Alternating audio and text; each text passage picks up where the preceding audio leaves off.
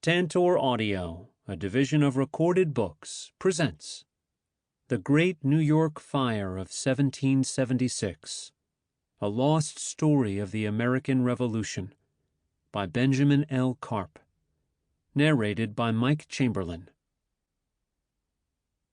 Introduction. Was it just the wind?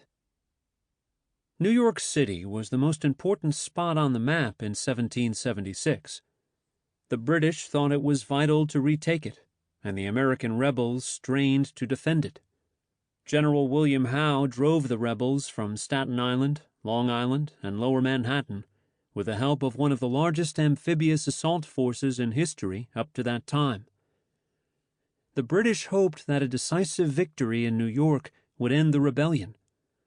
Then, 6 days after the British took New York City, more than a fifth of it burned to the ground on September 21st. The fire crippled a city that was the focal point of the 1776 campaign just weeks after the United States declared its independence. This was New York City's first great fire. In the summer of 1776, the rebels rapidly came to understand that they could not successfully defend New York without losing a significant portion of their fighting force. They evacuated the city, and they did not quite leave it intact. As the fire raged, almost everyone at the scene believed that the rebels had lit the spark deliberately. The incendiaries may have begun with specific targets, but the fire quickly became indiscriminate, destroying the homes of friends as well as foes. The British troops and their loyalist supporters reacted to the fire with horror. British soldiers and sailors executed a few suspected incendiaries on the spot. Outside the city, Americans weren't sure what to think.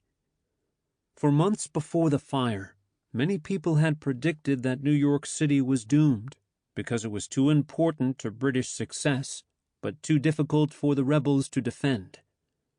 The rumors sounded certain that rebels would sooner burn New York than leave it for the British. When the Redcoats arrived on September 15th, they found combustible materials which they assumed had been prepared to set fire to the city. That day, the troops extinguished a small blaze and found a trail of gunpowder leading away from it. John Baltus Dash, the fire chief, buried his valuables to keep them safe from a conflagration he knew was coming. He wasn't the only one. Who had set the Great Fire of 1776, and why?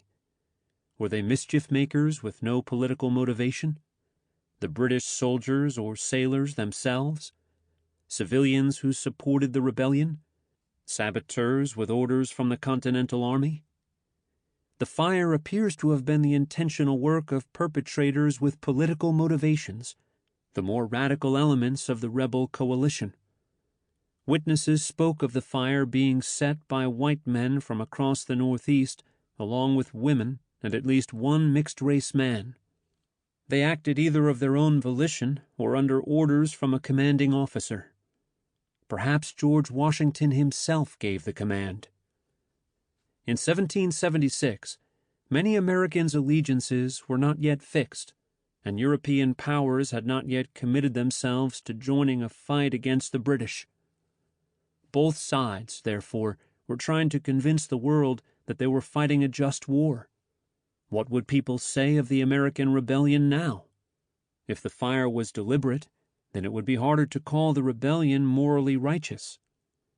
Rebel politicians and newspaper publishers worked furiously, therefore, to convince the public that the fire was an accident and not worth dwelling on.